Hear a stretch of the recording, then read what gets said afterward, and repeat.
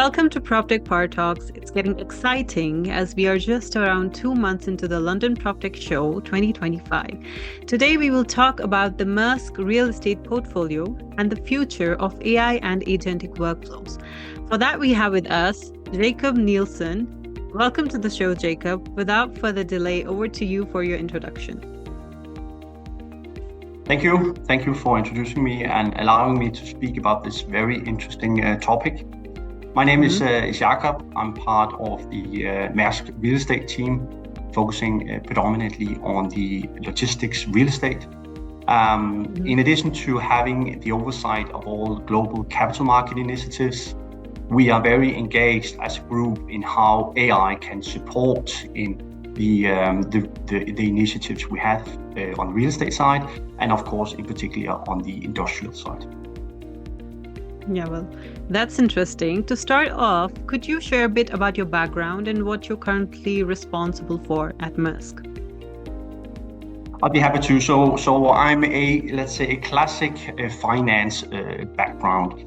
After a number of years in private equity, global private equity, moving on to institutional real estate or institutional capital with a focus for international and global real estate. And now being responsible for capital market initiatives at Maersk. And in Maersk, we are mostly an occupier, so we will be on the occupier side. But that said, we have, of course, a number of capital market initiatives in this portfolio.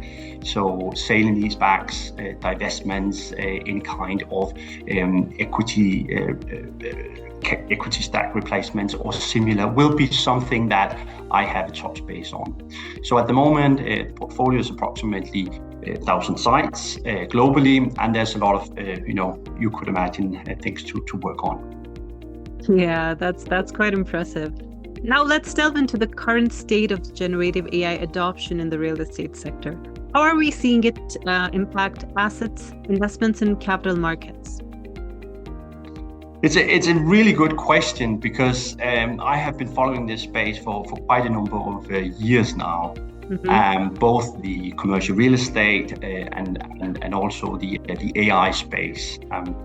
And there's still a lag, if you can say so. The current state of generative AI is very fast. It's moving at a rapid pace.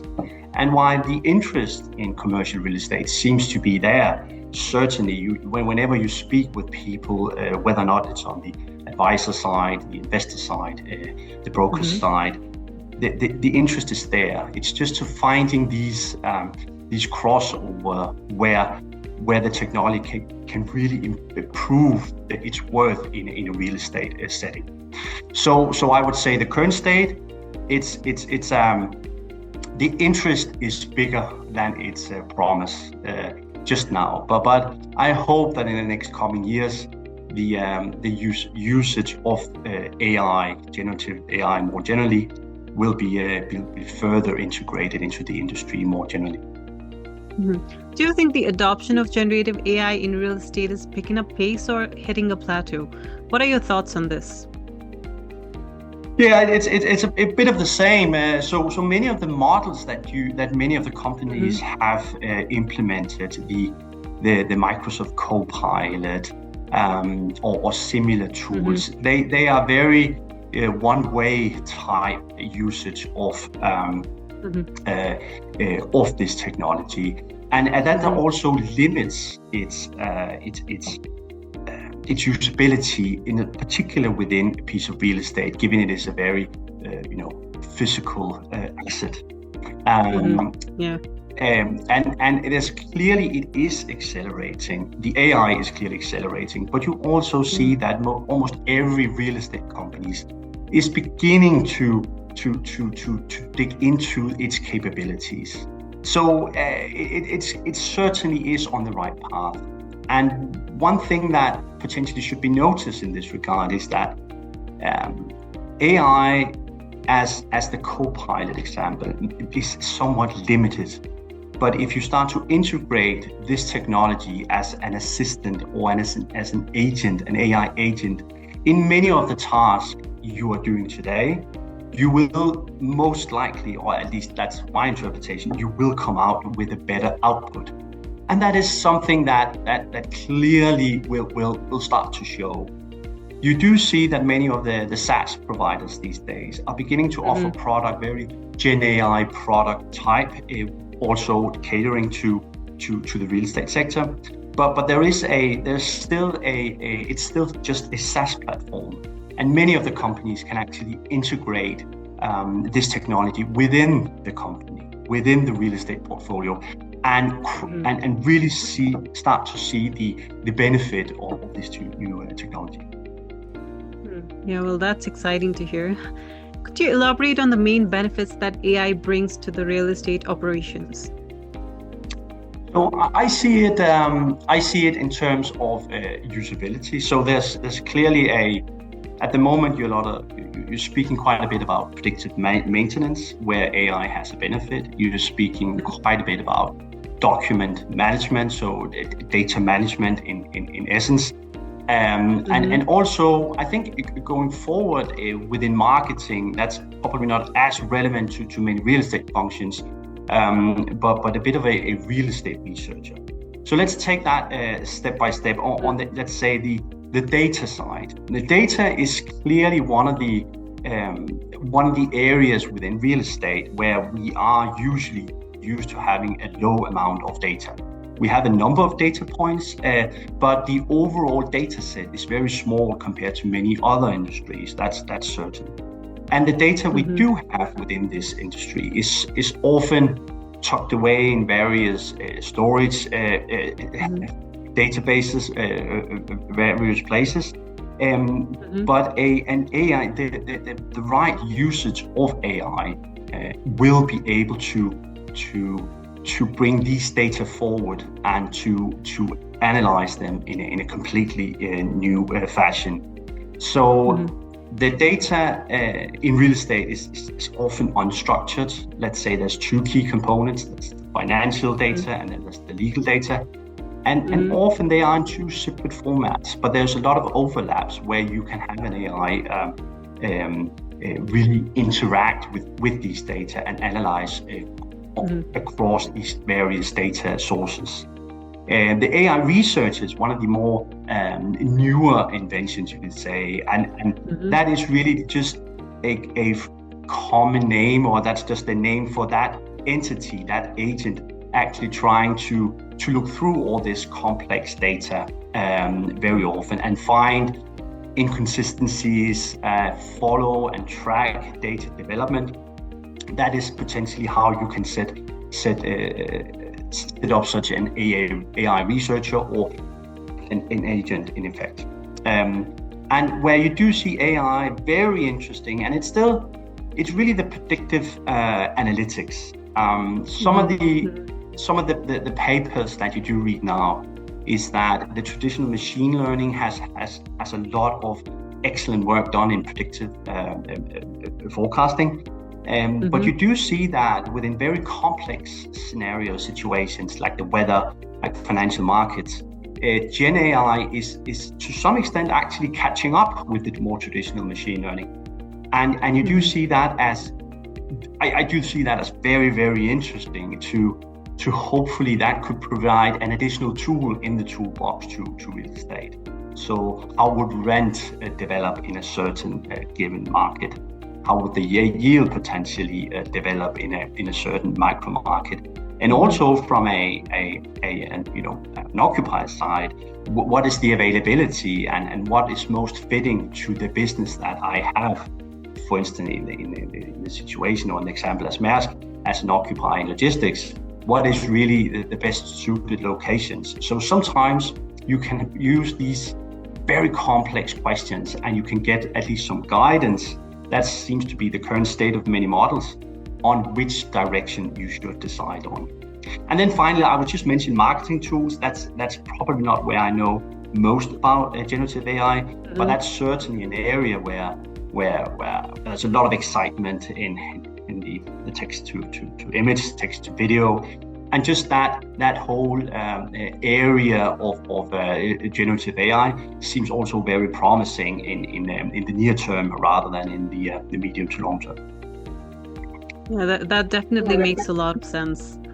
We'd really like to know how Maersk is specifically implementing AI in its real estate portfolio.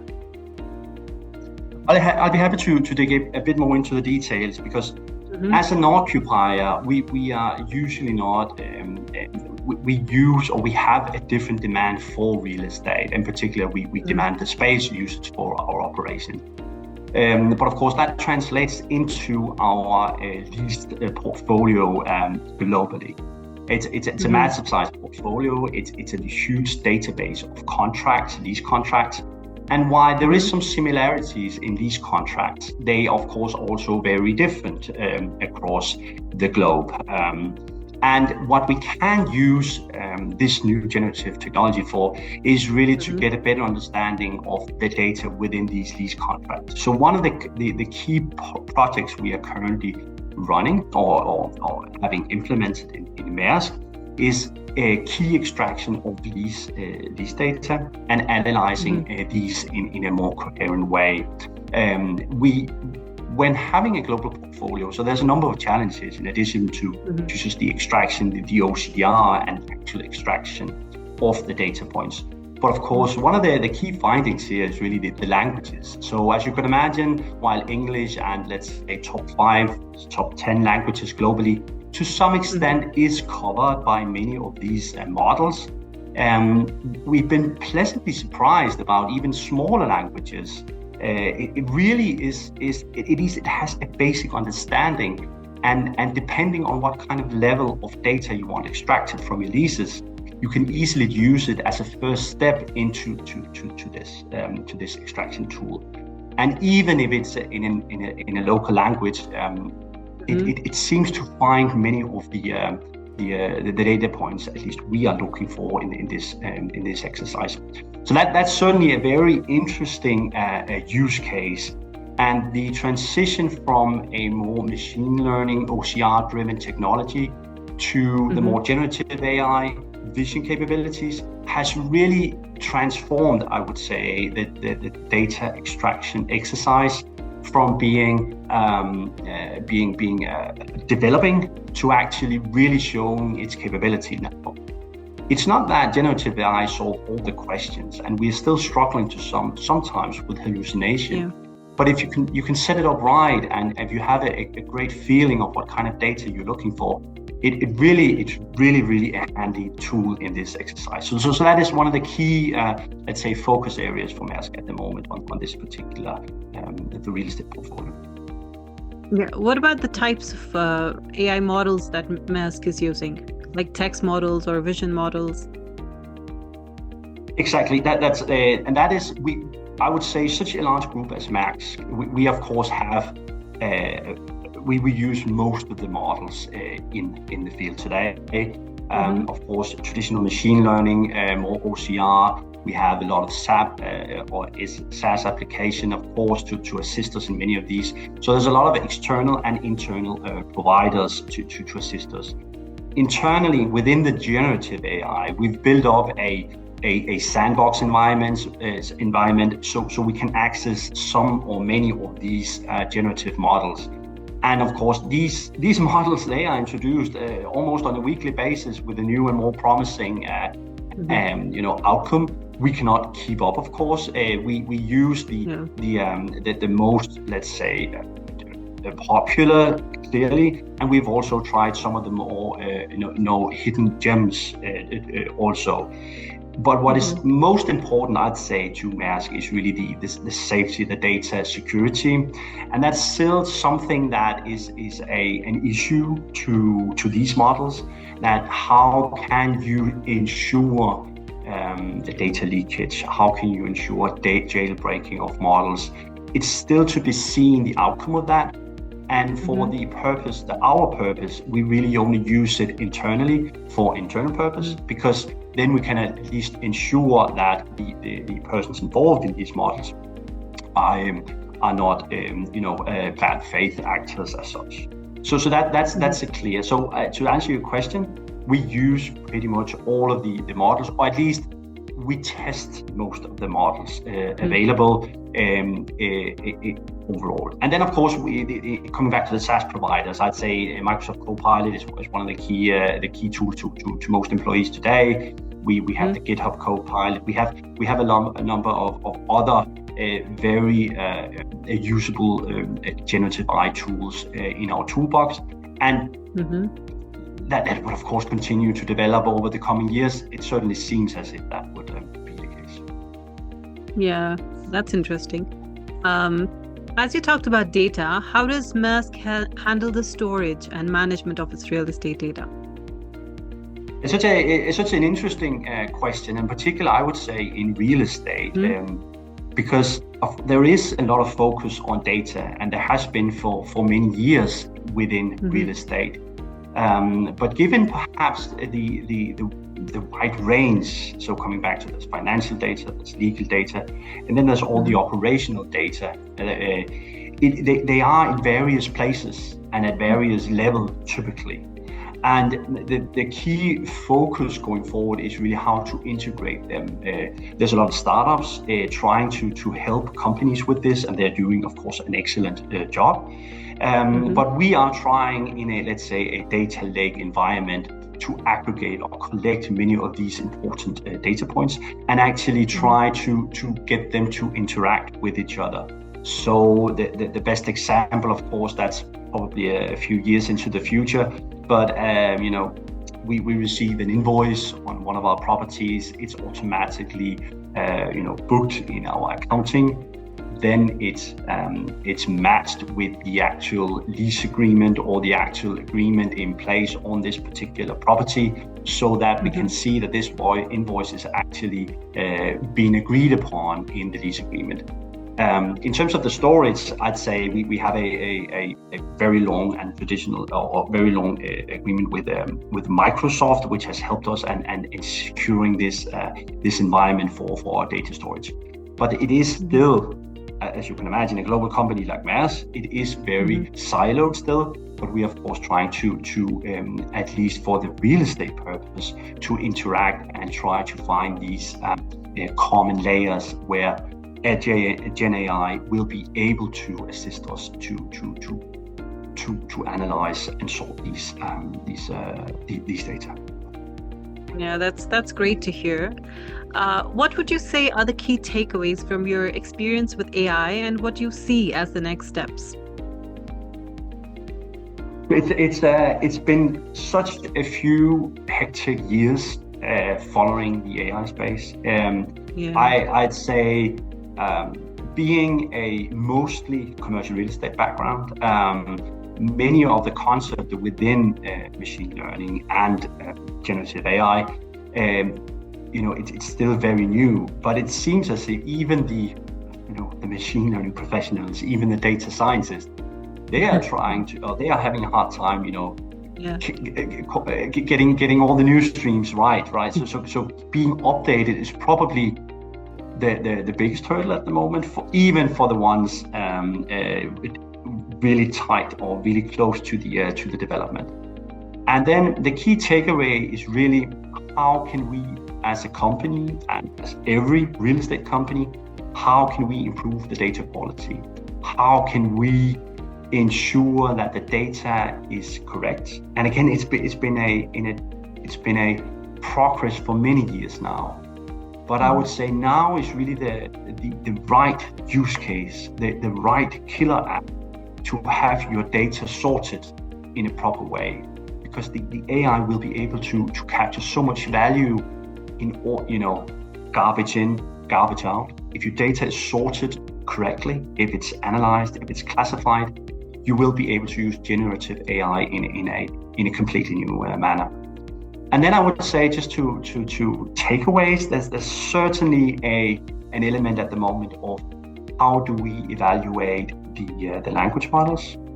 When many of these new models are released, they usually compare themselves or benchmark themselves against the peers, compare themselves against some of these machine learning or reasoning benchmarks.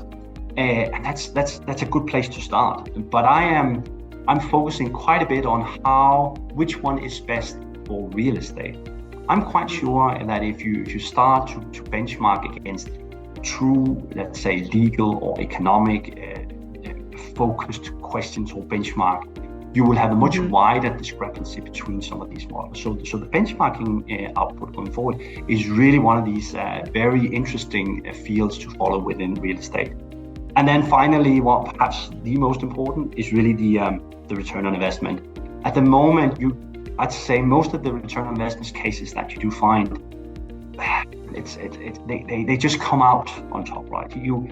But it's more indirect. They sell themselves as risk management, better access to data, but the actual return on investment seems difficult to calculate one-to-one. But I think that will soon enough come. In particular now, the current development of these reasoning models, of these language models, the vision models, we are heading towards a place where it's simply, that's at least my take on it, we're heading to a place where it doesn't make sense not to embrace this technology. You will not be able to capture all the value that you are able to from owning, managing a piece of real estate.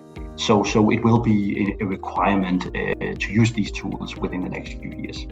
Small prediction. Yeah, exciting times ahead. With the advancements in AI lately, where do you envision further AI adoption in the real estate in 2025? I would say the low-hanging fruit, and I might already have mentioned these briefly, is really the data management as Maersk is working on the lease extraction or the data extraction from other key documents in real estate, such as SPA or similar. And even on fund level, some of the fund documentation can also be extracted key data from these documents. But I would say some of the really interesting area forward is really the predictive maintenance.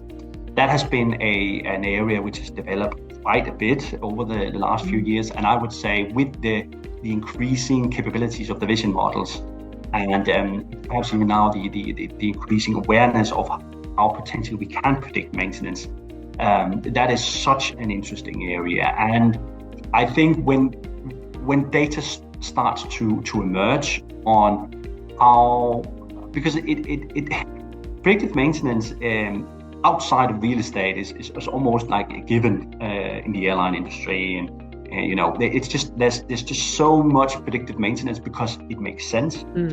And I don't think that it has been really shown in real estate just yet. And you do hear, of course, of asset managers where the roof is close to collapsing, and because if you'd done that 5 years ago, the capex would have been half. So there's clearly a path there, and the JAI would clearly help you or help companies to be much better at the predictive maintenance.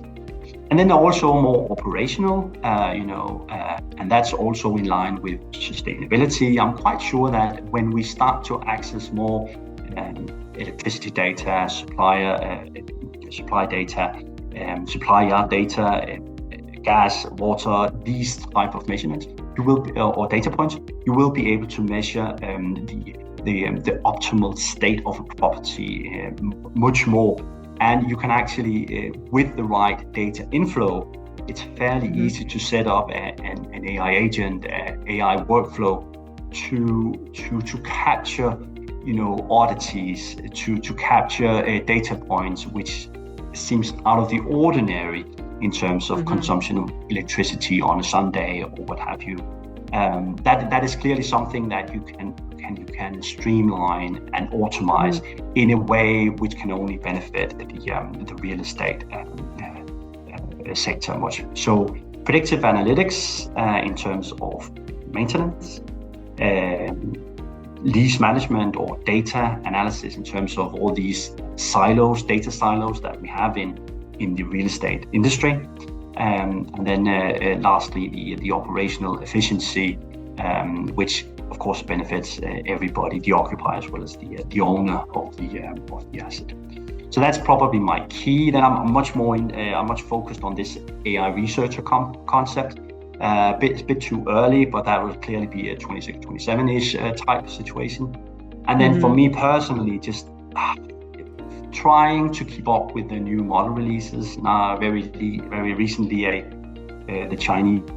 few Chinese model has been released, and they seem to be very capable at a very high level of reasoning and just usability. And that's certainly also something that would be very interesting to follow, even in the very near terms of the next few months, to see how that unfolds. Yeah, I'm looking forward to seeing how that unfolds.